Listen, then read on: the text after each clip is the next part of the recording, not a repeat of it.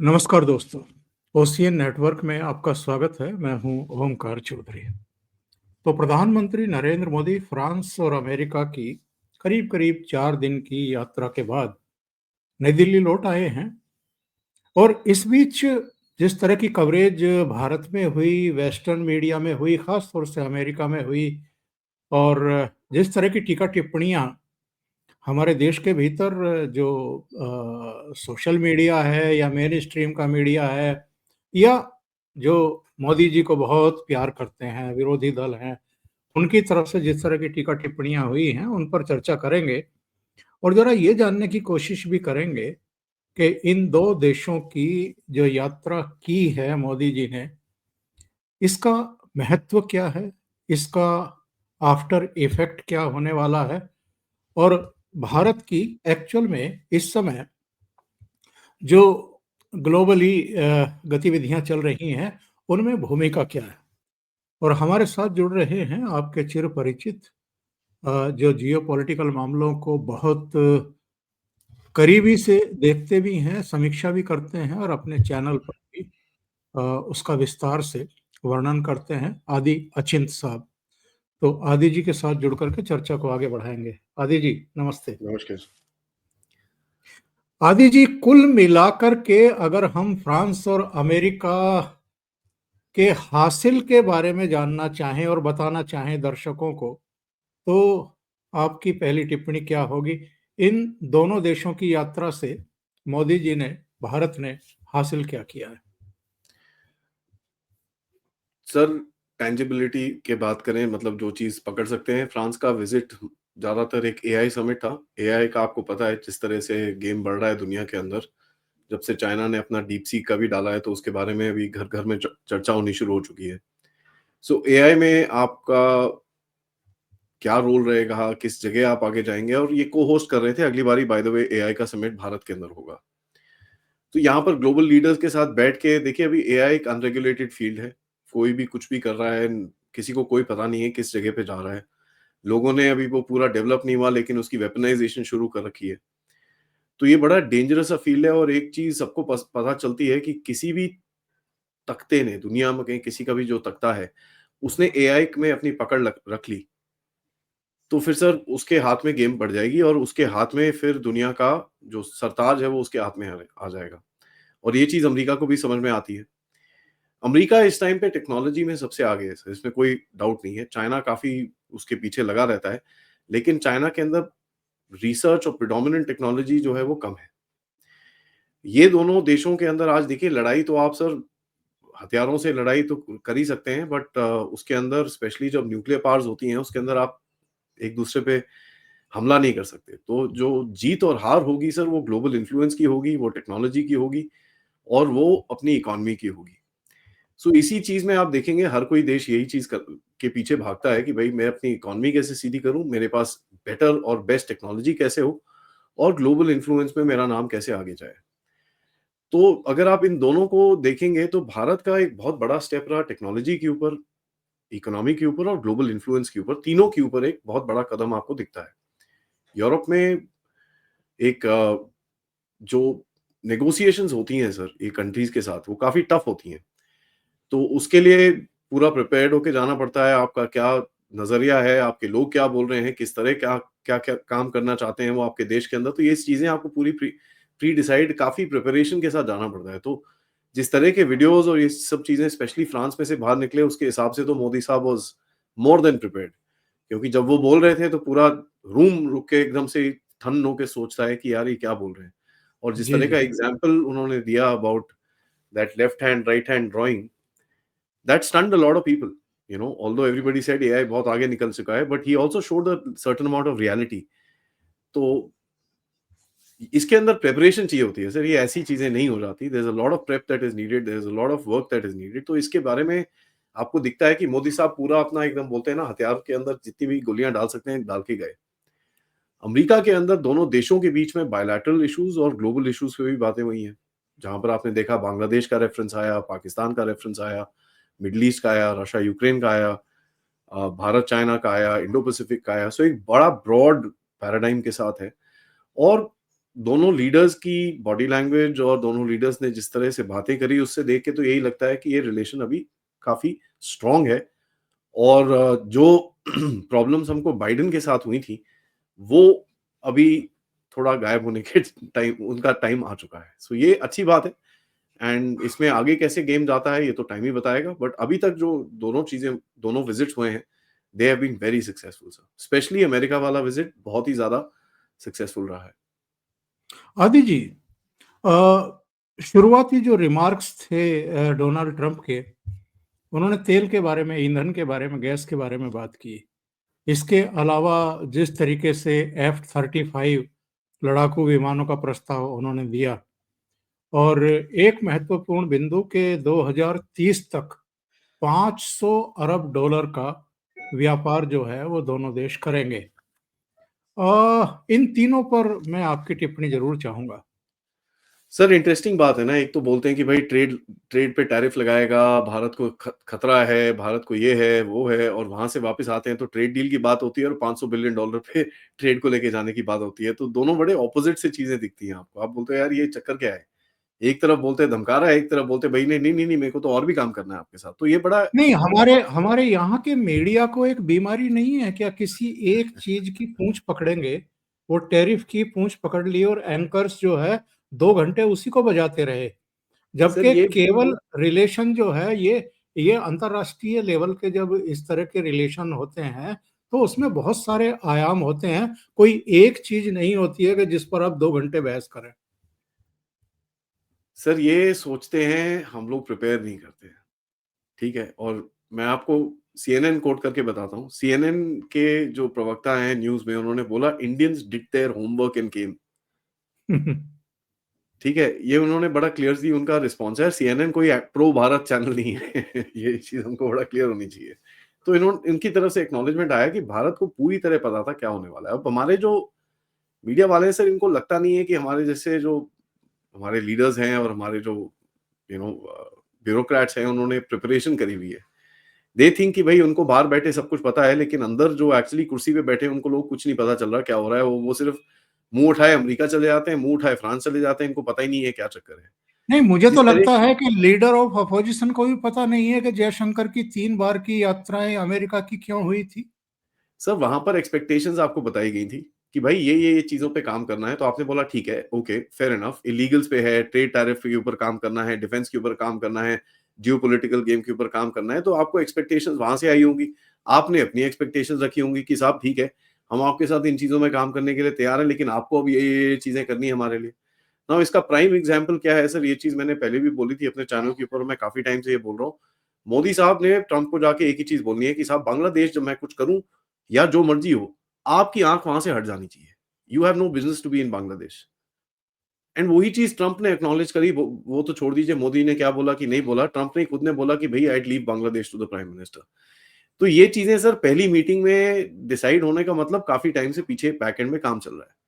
इसी तौर में आप देखेंगे कि साहब बजट के अंदर जब आपने टैरिफ घटाए, सो उसी टाइम पे मैंने बोला था कि भाई ये ट्रंप के साथ नेगोशिएशन चल रही है ऑलरेडी। पीपल डिडंट थिंक कि भाई पीछे से ऑलरेडी बातें चल रही थी। जो चीज पब्लिक डोमेन में आती है कि भाई ट्रंप और मोदी की बातें हुई, उससे ज्यादा तो सर फोन कॉल चलती रहती हैं। इन सबके पास एक दूसरे के नंबर हैं। ये ट्रंप और मोदी तो सही एक बात। दूसरे को जानते हैं। 2014-15 से जानते हैं इनको, एक दूसरे को। तो 10 साल से तो जानते ही हैं एक दूसरे को। तो इतना कोई वो नहीं पड़ता कि हेलो साहब क्या हाल चाल। अब मैं और आप सर 2-3 बार ही मिले हैं, बट फिर भी बातें करते हैं हम लोग। तो अब कुछ काम होगा आपको मुझसे तो आप फोन करोगे, मेरे को कुछ काम होगा मैं आपसे फोन करूंगा। तो ये हमेशा ऐसे ही होता है। अब ये जो हमारे जो इतने सारे टिप्पणियां देते हैं सर, इनको ये पता नहीं है कि पीछे बैकएंड में काम होता है। अब यहाँ पर देखिए, मैं आपको 2-3 एग्जांपल देता हूँ। जैसे ये टैरिफ का बात आया, टैरिफ के बारे में एक दिन पहले इन्होंने मार्केट में इतना खौफ फैला दिया कि मार्केट फ्लैट खुली और फ्लैट बंद हुई। ठीक है, लेकिन जब वहां जाके पता चला तो ये तो एकदम खाली था, एकदम कुछ भी नहीं था। कोई टैरिफ की कोई बात ही नहीं हुई। वहां पर उन्होंने बोला जी भारत के जो टैरिफ है, हाँ मैं ब्लेम नहीं करता क्योंकि हमारी जो प्रीवियस सरकार है वो भारत के साथ भी बड़ी अनफेयर रही है। और भारत को साइड हटा के उसके बाद ईयू पे गोली मारी और चाइना पे गोली मार दी वहां पर। तो देखिए, हमको भी समझना चाहिए वो क्या बोल रहा है। मानते हैं हमारे अंदर टैरिफ का कंट्रोल है क्योंकि हमको अपनी मार्केट को प्रोटेक्ट करना है। अब सर वो बोलता है रेसिप्रोकल टैरिफ, जितना आप लगाओगे उतना मैं लगाऊंगा।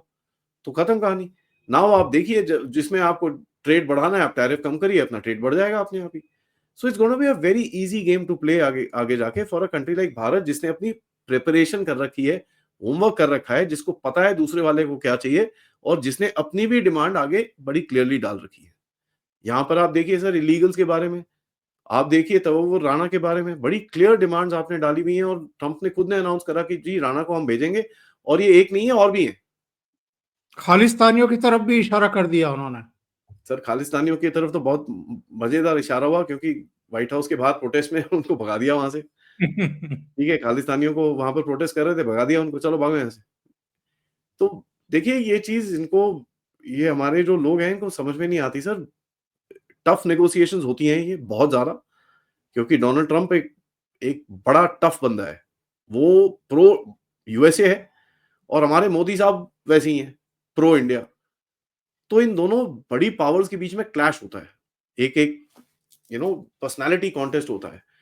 बट वो झगड़े में जा सकता है या एकदम कोऑपरेशन में जा सकता है जब दोनों की वाइब सिंक करती है, और यहां पर ऐसा दिखता है कि दोनों की वाइब्स अच्छी सिंक करी है। एंड जिस तरह की कोऑपरेशन के बारे में बात हुई है, अब वो F-35 का एक वो नाम सर, वो तो हर टाइम लेता रहता है, वो तो 2016 से नाम ले रहा है F-35 का, उसमें कोई नई बात नहीं है। हमारे देश में ऐसी सर ऊँट का पहाड़ बना देते हैं। अभी तक तो उसका कोई एक पेपर भी नहीं आया है, ना उनकी तरफ से कोई प्रपोज़ल आया है, ना हमने उनसे आरएफपी माँगा है, कुछ भी नहीं है। तो उन्होंने बस एक स्टेटमेंट दिया है, और यहाँ पर लोगों का मेल्टडाउन शुरू हो गया कि भाई तेजस बंद हो गया। कई लोगों ने तो तेजस ही बंद कर दिया हमारा यहाँ पर, एचएएल भी बंद कर दिया कई लोगों ने तो। तो अब सर ऐसे लोगों को क्या बोलें, अब मैं कुछ बोल नहीं सकता, बट मैं क्या सर, मेरा नज़रिया होता है थोड़ा रियलिज़्म का। जो चीज़ सामने दिखती है उसको एनालाइज़ करो, और थोड़ा बहुत इधर-उधर देखने की कोशिश करो, बिकॉज़ आज की दुनिया बहुत डायनामिक है। किसी को कोई आइडिया नहीं है किस तरह से गेम आगे जाएगी। कभी आपने हमने ये ज़िंदगी में नहीं सोचा था, ये जो पुराना डीप स्टेट का इतना गंदा होल्ड है दुनिया के ऊपर, यूएसएआईडी और इन चीज़ों के साथ, वो कभी टूटेगा। हमने तो कभी सोचा ही नहीं था, इतना टफ टाइट होल्ड था ये। और जिस तरह से उसकी एक भाग की, बहुत छोटा भाग है बाय द वे, बट उस एक भाग की जिस तरह से इसने यू नो चितड़ियाँ फाड़ी हैं, आई होप वो जितना आगे और कर सके ताकि दुनिया थोड़ा-सा सेटल हो। सो देखते हैं सर, इंटरेस्टिंग है, बट मेरे हिसाब से मोदी साहब was very well prepared. And Trump को देख के और ट्रम्प के रिएक्शंस को भी देख के ये दिखता है कि both of them had a good conversation, जहां पर एक दूसरे की रेड लाइंस और एक दूसरे की एक्सपेक्टेशंस पूरी तरह से दूसरे बंदे को क्लियर कर दी गई। तो ना वो आपके पैरों के ऊपर कदम रखना चाहेंगे, ना आप उनके पैरों पे कदम रखना चाहोगे। तो ये this is something mutual respect, और ये अच्छा गेम चलेगा। वैसे भी सर ट्रम्प आएंगे अभी एक दो महीने में वापस इंडिया में होंगे, तो अभी दोबारा मीटिंग होगी इनकी। तो ये सिलसिला अभी चलता रहेगा सर। उसके बाद G7 की मीटिंग होने वाली है, तो G7 होगा, G20 होगा, काफ़ी कुछ होने वाला है इस साल में। तो वही पूरी जो ईयरली मीटिंग्स होती हैं, तो उसके अंदर भी और जियोपॉलिटिक्स अनफोल्ड करेगी। बट एक चीज़ हमको समझनी है कि ट्रम्प का मेन फोकस है इस टाइम पे, वो 2 जो युद्ध चल रहे हैं, उनको किसी तरह से रोका जाए। और गाज़ा का तो वो अपना ही उसने अलग प्लान बना रखा है कि भैया वहाँ पर तो पता नहीं क्या उसको रिविएरा बनाना है, ये करना है। बट पुतिन के साथ बात चल रही है, और ये इंटरेस्टिंग है कि मोदी साहब उस टाइम पे जाते हैं और उसी टाइम पे पुतिन के साथ कुछ बात चल रही है। हमको ये भी पता है कि पीछे से हम भी कुछ कोशिश कर रहे हैं चीज़ें करने को। सो देखते हैं सर, ये इवॉल्विंग गेम है, और सिक्योरिटी गारंटीज़ चाहिए होंगी यूक्रेन को। क्या हमारा उसके अंदर कोई रोल आता है? क्या हमारा ऐसा कोई रोल आता है एज़ अ विटनेस और व्हाटएवर इट इज़? ये बहुत डीप गेम होने वाला है आगे, एंड उसके ऊपर कन्वर्सेशंस ऑब्वियसली बड़े खुले में हुई होंगी। एक बात से तो मैं आपकी बिल्कुल 100% सहमत हूँ कि फ्रांस रवाना होने से पहले फ्रांस में क्या कहना है, क्या करना है, किस तरह का वातावरण वहाँ बनना है, उसकी पूरी तैयारी पहले से की गई थी। और अमेरिका में भी जो लोग व्हाइट हाउस को कवर करते हैं, अमेरिका को कवर करते हैं, हमारे चैनलों के संवाददाता महिला हों या पुरुष हों, उनकी जो टिप्पणियाँ थी, उनको देख कर के लगा कि वो भी अंधेरे में ही रहते हैं, उनको भी बहुत ज़्यादा जानकारी है नहीं। क्योंकि आज तक की वहाँ पर एक संवाददाता है, वो कह रही थी कि अभी 1.5 से 2 घंटा लग सकता है। यानी जो शुरुआती अ, औपचारिक सा एक वो हुआ, वार्तालाप और कुछ सवाल लिए, और उसके बाद जो बायलैटरल टॉक्स वगैरह शुरू हुई, उसको लेकर के वो कह रही थी कि ये 1 से 1.5 घंटा खींच सकता है। लेकिन आदि जी, हमने देखा कि मुश्किल से 15-20 मिनट में सब कुछ खत्म, और उसके बाद हमारा डेलीगेशन आना शुरू हुआ। 5-10 मिनट बाद अमेरिका का डेलीगेशन आ गया और उसके बाद प्रधानमंत्री और राष्ट्रपति दोनों आ गए बातचीत करने के लिए। इसका मतलब ये है कि एस जयशंकर साहब की जो 3 विजिट हुई थी अमेरिका की प्रधानमंत्री के जाने से पहले, उसमें सब कुछ तय हो ही चुका था ऑलरेडी। बस बैठ हाँ करके सहमतियां देनी थी और गर्दन हिलानी थी। सर, वो एक होता है, और दूसरा कई जो चीजें होती हैं जो head of state he discuss कर सकते हैं। कई चीजें होती हैं जिसके अंदर जयशंकर साहब के लेवल के ऊपर भी बातें होंगी, बट दे विल से यार इसको जरा वो दोनों को देखने दो यार, ये हम नहीं करेंगे। So that sort of a thing, क्योंकि कई यू नो हाई लेवल की चीजें होती हैं जिसके अंदर वो फिर वो लास्ट मिनट 5 मिनट साइड में खड़े होके, यार ऐसा है, ये आपका है, ये मेरा है, क्या करना है। तो ये भी हो जाती हैं चीजें, and it's something which is diplomacy is like that sir. But एक चीज हमको इसमें समझनी पड़ेगी, क्योंकि आप किसी के साथ नेगोशिएट कर रहे हो सर। नेगोशिएट करने में आपको कुछ देना पड़ेगा और आपको कुछ मिलेगा भी। मैं को आपको एक एग्जांपल देता हूँ। ट्रंप ने एक चीज भारत को बोली है कि यार आप ना जरूर ये जो विस्की हमारी बनती है अमेरिका में, बहुत महंगी कर रखी है यार, क्या कर रहे हो, इतनी मत करो, ठीक है, क्योंकि आपकी भी विस्की आती है यहाँ पर, कुछ करते हैं इसको, लेट सॉर्ट दिस आउट। तो पहले 150% टैरिफ होता था उसके ऊपर, अब घटा के वो 100% कर दिया। तो आप भी रिएक्ट कर रहे हो सर, जो जो चीजें उसने बोली। अभी आज सुबह न्यूज आई है कि बर्बन विस्की के ऊपर, अमेरिकन विस्की जो है उसके ऊपर टैरिफ घटा दिया गया है। तो आपकी विस्की के ऊपर भी टैरिफ कम हो जाएगा, आपका भी यहाँ से आउटफ्लो ज्यादा हो जाएगा। तो सिलेक्टेड एरियाज के अंदर आप ये चीजें करोगे, सो दैट मीन्स कॉन्वर्सेशंस हुई हैं, they have agreed to certain terms. क्योंकि देखिए, ये एक चीज भारत के अंदर ही है कि जब प्रधानमंत्री बाहर जाता है कि वो बिजनेस को प्रमोट नहीं कर सकता। अमेरिका के प्रेसिडेंट बैठ के खड़े होकर बड़ा खुले में बोलते हैं, यार तुम मुझसे ये खरीदो, मेरी कंपनी से ये खरीदो, मेरे उस कंपनी से ये खरीदो। यहाँ पर अगर आप करो तो बोलो कि भाई क्रोनी कैपिटलिज्म हो रहा है, प्रधानमंत्री तो बिक गया है। ये सब चीजें बेवकूफी की बातें हैं सर, हमको इन चीजों से ऊपर उठना पड़ेगा। अगर कोई कंपनी है, चाहे जो मर्जी हो, चाहे वो एक फोन बनाती हो कि कंप्यूटर का माउस बनाती हो, जो मर्जी हो, अगर वो भारतीय कंपनी है और अगर हमारे प्रधानमंत्री उसको प्रमोट कर सकते हैं, तो क्या उसमें बुराई क्या है? ऑनेस्टली टेलिंग यू, ये तो करना ही चाहिए, क्योंकि प्रधानमंत्री का जब वर्ड वर्ड आता है किसी चीज के ऊपर, तो उसका इंपैक्ट भी होता है। और ये चीज ट्रंप ने भी एक्नॉलेज करी और थैंक यू बोला भारत को कि $7.35 बिलियन भारतीय कंपनियों ने अमेरिका में इन्वेस्टमेंट करी है। तो अगर आपको कुछ चाहिए सर, उसको भी कुछ चाहिए। अब वो देखिए, सुपर पावर है सर दुनिया का। He is I mean America है सर वो, द एंड ऑफ इट। ठीक है, आप भारत हो, आप उस लेवल पे नहीं हो। उसकी इकोनॉमी कोई 20, 25, 30 ट्रिलियन डॉलर की है, आपकी इकोनॉमी अभी $4.25 ट्रिलियन की है। तो देयर इज अ डिफरेंस। फिर भी आपके साथ बैठ के वो नेगोशिएट करना चाहता है, आपको कुछ दे रहा है, आपसे कुछ ले रहा है। You need to work this out sir. ये दुनिया में ऐसे ही होता है सर, बड़े शेर के साथ छोटे शेरों को बात ही करनी पड़ती है ना, लड़ तो नहीं सकते आप इनके साथ। तो हाँ, जहां पर आपको प्रॉब्लम्स होती हैं, आप उनको भी एक्सप्रेस करोगे कि साहब ये प्रॉब्लम्स है हमको, यूएसएआईडी वाले आपके टट्टू आके ये उल्टे काम करते हैं हमारे देश के अंदर, जरा इनको रोको। तो उसके लिए आपसे कुछ मांगेगा, अच्छा यार आप एक काम करो, फिर ये मेरा कर दो यार, थोड़ा ये पेंडिंग है। तो ये ठीक है सर, जितना आप खींचोगे उतना आप दोगे, जितना वो खींच सकता है वो देगा। बट यहाँ पर देखिए सर, इन लोगों को जो जो लोग रिपोर्टिंग करते हैं इन चीजों के बारे में, मैं आपको सही में बताऊं सर, बुरा मत मानिएगा, लेकिन जी, आजकल की जो जनरेशन है ना जर्नलिस्ट की, इनको धेला नहीं पता क्या हो रहा है सर। दे हैव नो बिल्कुल, क्लू व्हाट इज हैपनिंग। बिल्कुल, इनके बिल्कुल। अंदर रियलिज्म फैक्टर जीरो है। इनको टीआरपी बढ़ानी है, they don't want to have ground discussions. इन लोगों ने जॉइंट स्टेटमेंट तक नहीं पढ़ा होगा दोनों देशों का। बड़ा सॉलिड जॉइंट स्टेटमेंट आया है, उसके अंदर कितनी कितनी चीजें लिखी हुई हैं। वो टैरिफ टैरिफ टैरिफ करते रहते हैं भाई। जॉइंट स्टेटमेंट पढ़ो, उसके अंदर बोल रहा है ट्रेड डील करनी है हमको। यार ट्रेड डील करनी है मतलब ट्रेड पे डिस्कशंस होनी है। अभी ट्रेड पे डिस्कशंस होनी है तो मतलब टैरिफ पे भी डिस्कशंस होगी ना अंकल लोगों, ठहर जाओ। आई मीन मेरे को समझ में नहीं आता सर, किस डायरेक्शन में जाते हैं ये लोग, किस क्या करते हैं। ओ जी, इंजन नहीं दे रहा, अरे भाई डिफेंस के स्टेटमेंट के अंदर तीसरे नंबर पॉइंट पे बड़ा क्लियरली एक एक लिखा हुआ है, एसटीए स्ट्रेटेजिक एग्रीमेंट, वो एक है पार्ट 1। उसके अंदर कहते हैं कि भाई हम एक दूसरे की जो डिफेंस प्रोक्योरमेंट नीति है उसके अंदर हम सुधार लाएंगे और जो भी डिलेज हो रहे हैं उसको हम सॉर्ट आउट करेंगे। पढ़ लो, वो कह रहे हैं वहां पर। और उसने कहा, और आज सुबह जीई की तरफ से आ गया जी, आपके इंजन रेडी है साहब, अभी मैं अगले 10-15 दिन में आपको भेजने शुरू कर देता हूँ, first batch of engine are ready. तो हमारे ना जर्नलिस्ट पढ़ते नहीं है sir, they don't have patience, they don't. अब पुराने जमाने में सर जर्नलिस्ट होते थे वो कलम से लिखते थे, जब तक वो लिखते थे, जब तक वो पहुंचता था, तब तक उनको भी टाइम मिलता था सोचने का और ये सब। आज क्या है सर, एक व्हाट्सएप आया, उसके ऊपर 2 घंटे डिस्कशन होगी। अब बिल्कुल। ऐसे काम नहीं चलता सर, ये थोड़ा डीप होता है। मैंने कल सुबह जब ये इनका प्रेस कॉन्फ्रेंस हुआ, सुबह 6:15 बजे से 8:15 बजे तक 2 बारी मैंने प्रेस कॉन्फ्रेंस सुनी वो पूरी। उसके बाद बैठ के 3 बारी जॉइंट स्टेटमेंट पढ़ा, उसके बाद जाके मैंने अपना इंटरव्यू करा, अपना जो मैंने अपने चैनल पे लगाया था, पूरा पढ़ पुढ़ के। सो आप मेरे से पूछ सकते हो कौन से भाग में क्या लिखा है, मैं आपको बड़ा क्लियरली बता सकता हूँ, क्योंकि पढ़ा है मैंने ढंग से उसको। बट यहाँ पर नहीं करते सर ये लोग, इनको वही टीआरपी चाहिए। वो एक चीज F-35, ओ भाई, जिसका आरएफपी नहीं है, कोई पेपर वर्क नहीं है, और आपके फॉरेन सेक्रेटरी ने प्रेस कॉन्फ्रेंस में बोला है, इसके बारे में कोई बात नहीं हुई है। उन्होंने एक प्रपोजल दिया है हमको, thank you for the ji, proposal, that's it. It's like मैं ओमकार जी को बोलता हूँ, ओमकार जी मेरा फोन अच्छा है, मैं आपको बेच देता हूँ ये।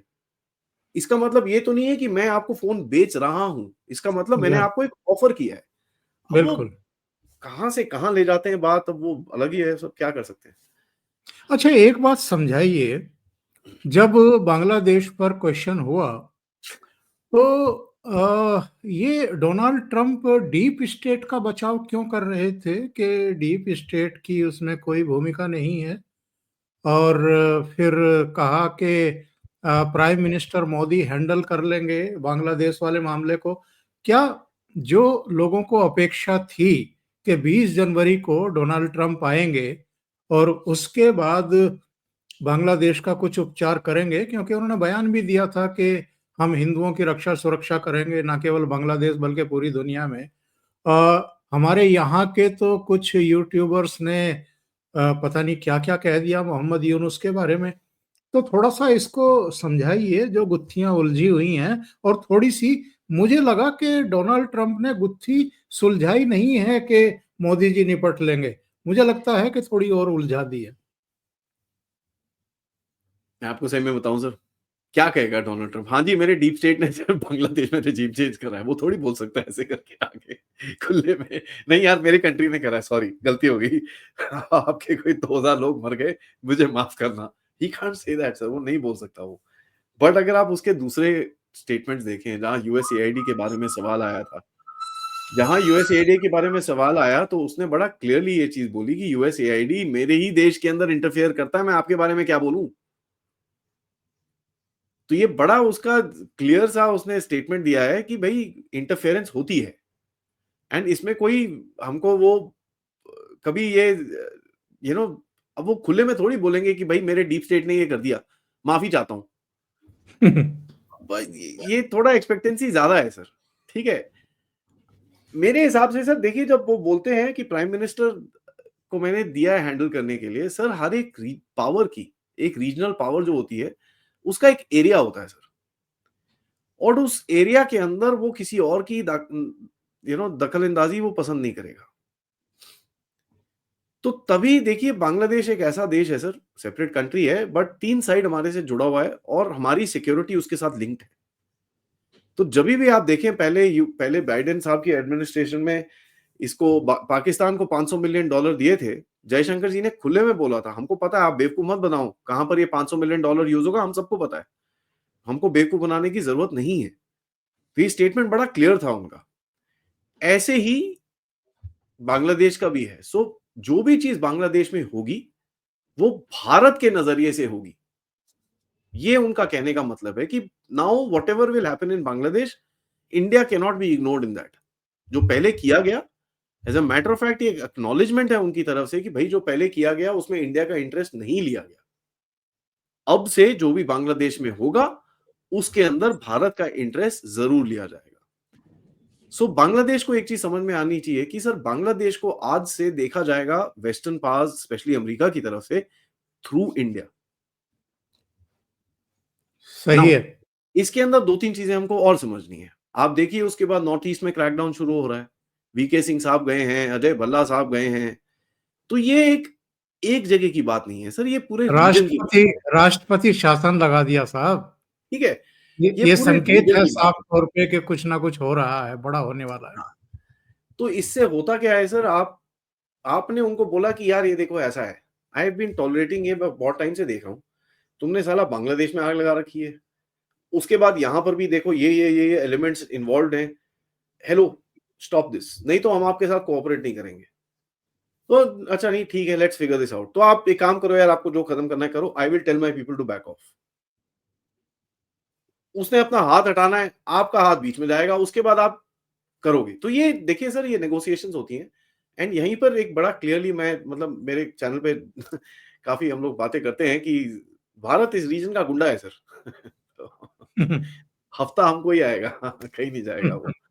And that needs to be established very clearly sir. तो जब उन्होंने बोला कि भाई नहीं नहीं वो deep state, he is just evading that question, you know, he doesn't want to answer that, क्योंकि उनके लिए एम्बैरेसिंग हो जाएगा सर वो। अब देखिए, एक भारत के सामने, एक भारत के प्रधानमंत्री के सामने एक सुपर पावर का लीडर को किसी एक जर्नलिस्ट ने सवाल पूछ लिया कि आपके डी स्टेट ने रिजीम चेंज क्यों करा, और ट्रम्प बोल रहा है सॉरी सॉरी गलती होगी, हमने कर दिया, तो वो फिर अच्छा नहीं लगता ना सर। तो ये चीज थोड़ी, अब देखिए, इसमें एक सबसे बड़ा क्लू पता है क्या है? ट्रम्प साहब ने एक डायलॉग मारा कि साहब, मोदी को और मोदी साहब की गवर्नमेंट को, जो उनकी प्रीवियस बाइडेन की गवर्नमेंट थी, उन्होंने बड़ा बुरा बर्ताव करा, ये उन्होंने बोला। एंड कैमरा गया मोदी जी के सामने, मोदी जी ने पूरी स्माइल नहीं मारी, बस इधर देख के मतलब 2 बार ये बस सिर ऊपर नीचे किया, बस दैट्स इट। वो काफी होता है समझने के लिए कि अंडरस्टैंडिंग है कि यार, आप जब थे पिछली बारी, आपने बोला भाई रिलेशनशिप को आगे लेके जाना है, ये करना है, वो करना है, हमने अपनी पूरी जी जान लगाई आपके साथ, आपसे हमने हथियार लेने की बात करी, आपने आपके साथ ये वो दिस दैट, आप गए, आपका एक टट्टू आया उसके बाद, उसने ऐसी हालत खराब करी हमारी कि हमारे अंदर पहले तो वो रिजीम चेंज कराने चक्कर में था, मेरी हाँ। सरकार गिराने के चक्कर में था, ऊपर से जब मैं हथियार मांगता हूँ, हथियार नहीं देता मेरे को, डील पे डील साइन करता है, पीछे भागता रहता है, और ऊपर से बेवकूफियां करता रहता है अंदर पे, यहाँ पर बांग्लादेश देख लो, ये देख लो। तो एक एक्नॉलेजमेंट है, जहां ट्रंप ने भी बोला कि साहब बुरा हुआ, जो चीज हुई वो ठीक नहीं हुई। अब उस पे आप स्पेसिफिक में जाके पूछोगे कि अडानी का क्या करोगे, खालिस्तानियों का क्या, वो नहीं बोलेंगे आपसे। वो उस लेवल पे बातें नहीं होती, बिल्कुल। एटलीस्ट खुले में नहीं होती। तो ये मेरे हिसाब से तो सर एक बड़ा क्लियर एक्नॉलेजमेंट है कि भारत को फालतू में हमको तंग करने का कोई शौक नहीं है, और हम नहीं करेंगे आगे से। काफी है। लेकिन ये ट्रम्प साहब को क्या कुछ इस तरह का शौक है क्या कि जब पहले कार्यकाल में थे ये, तो ये बार बार कहते थे कि वो जम्मू कश्मीर में मैं नेगोशिएशन करा दूं क्या पाकिस्तान से, और इस बार कह रहे हैं कि वो चाइना के साथ आप लोगों के जो डिस्प्यूट हैं, मैं उसमें मध्यस्थता करने को तैयार हूं। तो चलो, प्रधानमंत्री ने कहा कि बहुत बहुत धन्यवाद चिंता करने थैंक यू। के लिए, आप वाशिंगटन में आराम से बैठे ठंडे दिमाग से और ठंडा पानी पी करके सोएं, हम लोग सक्षम हैं। इसको सर दो तरह से देख सकते हैं। पहला, ट्रंप अपने आप को एक बड़ा सीनियर लीडर समझता है, ग्लोबल लीडर समझता है, तो बोलता है यार आपको कोई चक्कर है, मैं हेल्प कराऊं, यू नो, उसका उसका एक वो है, he wants to be popular, which is good, fair enough, कोई उतना इसमें बुराई नहीं है। You may like it, not not like it, that's an opinion, उसका कोई फर्क नहीं पड़ता, मेरे को पसंद है, नहीं है, डजंट मैटर, वो जैसा है वैसे हमको उसका एनालाइज करना है। दूसरा क्या है सर, एक बड़ा इंटरेस्टिंग सा नजरिया मैं आपको बताता हूँ। पहले आपके साथ, आपने जैसे बताया, मेरे को अभी सवाल पूछा कि आपके साथ पाकिस्तान के साथ नेगोशिएशन कर रहा था वो, है ना? आज आपके साथ बोल रहा है कि मैं चाइना के साथ नेगोशिएशन कराता हूँ। तो यहाँ पर एक चीज़ देख लीजिए, आपका एनिमी भी अपग्रेड हो गया है। जो लोग बोलते हैं भारत भारत बड़ा नहीं है, तो आपका तो दुश्मन अपग्रेड हो गया सर। पाकिस्तान के बारे में, बेचारे के बारे में कोई बात ही नहीं करता। यहाँ तक कि पाकिस्तान के बारे में तो लात पड़ी है उसको। जॉइंट स्टेटमेंट में बड़ा क्लियरली लिखा है, भई हम बोलते हैं पाकिस्तान को जरा ये कचरा बंद करना बंद करो। पठानकोट, मुंबई के जितने बंदे हैं उनको जरा सीधा करो, नहीं तो फिर हम, ठीक है? और आपके देखिए सर, अब आप भी बड़े पावर बन गए हो, तो आपके एनिमी भी अपग्रेड हो जाते हैं। ये ट्रम्प का सर एक होता है, स्टाइल होता है, उसको ये नहीं पता, अबे चाइना तेरे को खाने के चक्कर में तू बोलता है मैं नेगोशिएट कराऊंगा चाइना। बट ठीक है सर, इट्स ओके। बट यहाँ पर देखिए, आप भी अपनी रेड लाइन डाल देते हो कि यार listen, we can handle our own issues, आप अपना काम करिए, no problem, thank you for the offer, खत्म। तो पिछली बारी भी यही चीज बोली थी हमने ट्रम्प को, एंड उसके बाद उसने दोबारा नहीं बोला, ही ट्राइड अगेन, हमने वही चीज बोल दी है, वोंट ट्राई अगेन। ये सर वो भी देखिए, at the end of it, वो भी अपने देश में अपनी चमकाना चाहता है ना सर, दिखाना चाहता है देश को कि भाई आप लोगों ने मेरे को इलेक्ट करा है, 3 हफ्ते में देखो मैं कितना बड़ा ग्लोबल लीडर बन गया हूँ, कि मैं ये देखो यहाँ पर ऐसे करता हूँ, यहाँ पर ऐसे करता हूँ, यहाँ पर वैसे करता हूँ। उसको अपना भी तो वोट चाहिए ना सर।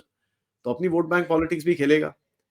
और सर इनके पास होता 1-1.5 साल है सही में बोलूं तो काम करने सही। के लिए, क्योंकि 1.5 साल के बाद इनका मिड टर्म इलेक्शन आ जाएगा। मिड टर्म में इनका सेनेट वेनेट अगर चेंज हो गया तो इसके पीछे फिर और पॉलिटिक्स और ये सब शुरू हो जाएगा।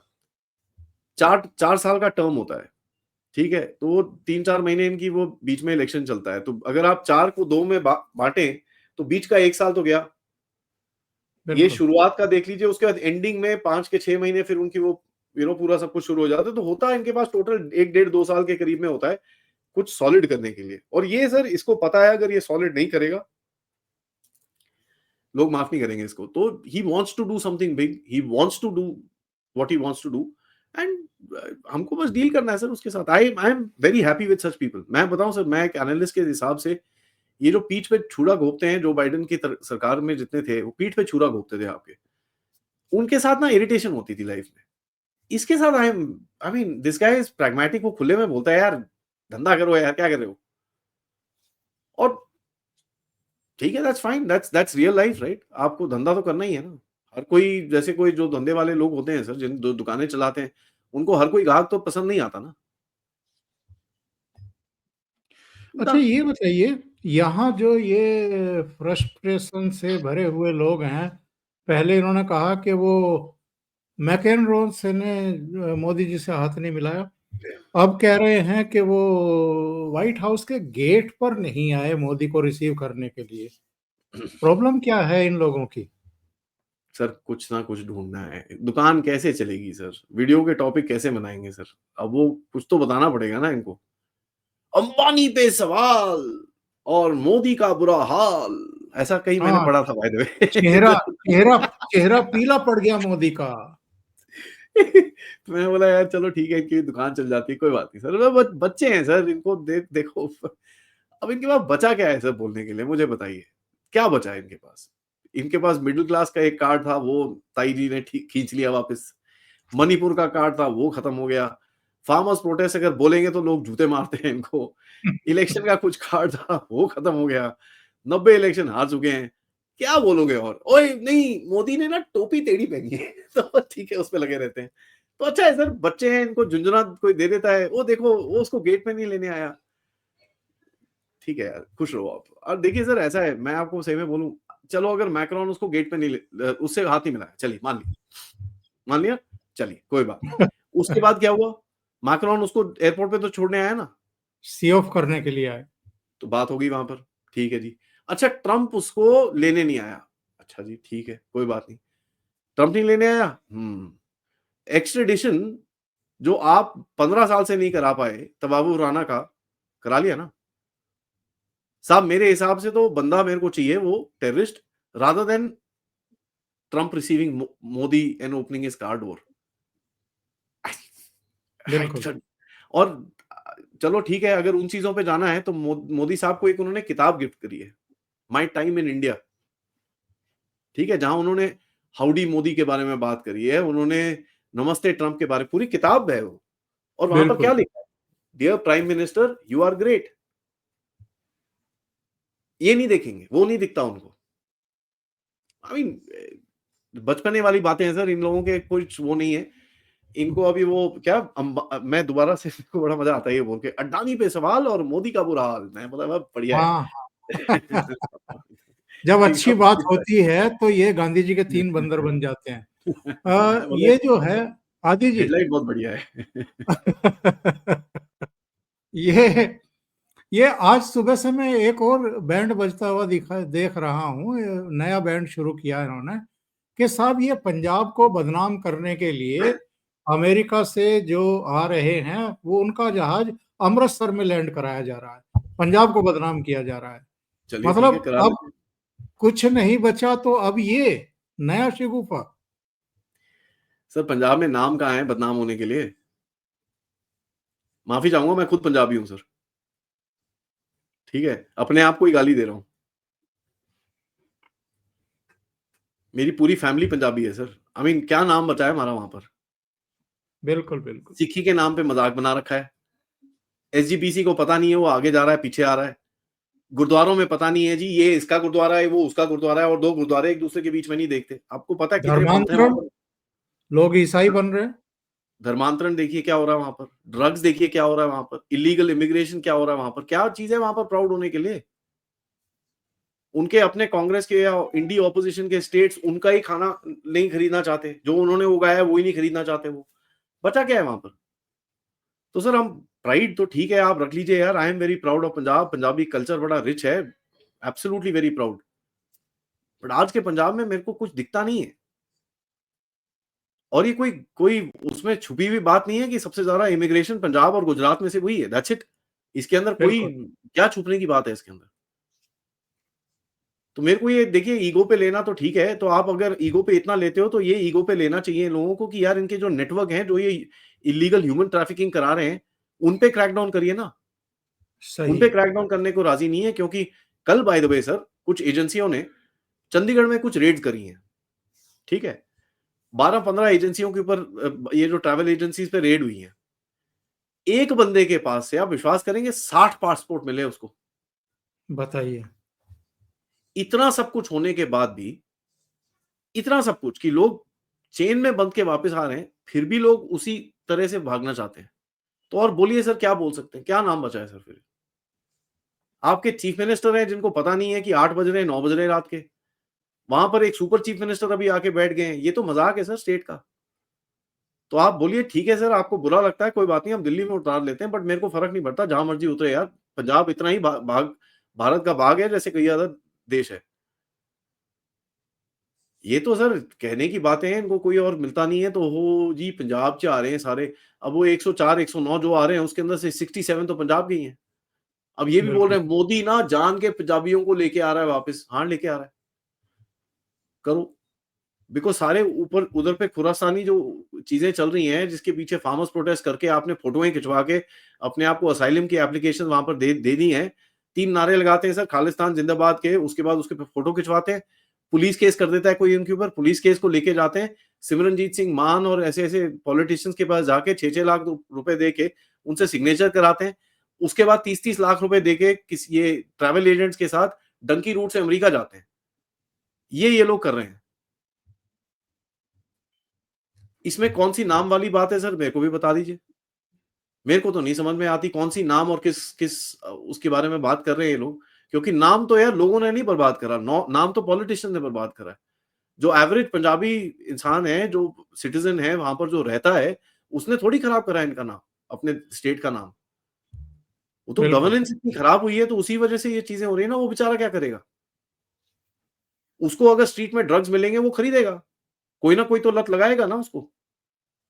अगर उसके स्टेट में कन्वर्जन पे क्रैकडाउन नहीं होगा तो वो क्या करेगा? उसको भी तो खाना खाना है ना। अगर एम्प्लॉयमेंट नहीं है, कोई तुमको अगर एक बोरिया चावल दे रहा है तो क्या करोगे आप?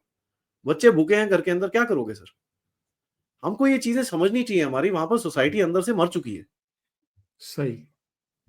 तो ये सर पॉलिटिक्स खेल सकते हैं, अपनी एक राजनीति की आग को सिखा सकते हैं, उसके अंदर जितना मर्जी सिखाइए, बट इसमें कोई ढेलेगा किसी को फर्क नहीं पड़ने वाला। आदि जी, बहुत बहुत धन्यवाद ओशियन नेटवर्क के लिए इतना समय निकालने के लिए और बहुत ही महत्वपूर्ण मुद्दों पर चर्चा करने के लिए। Thank you so thank much. You sir, नमस्कार। नमस्कार।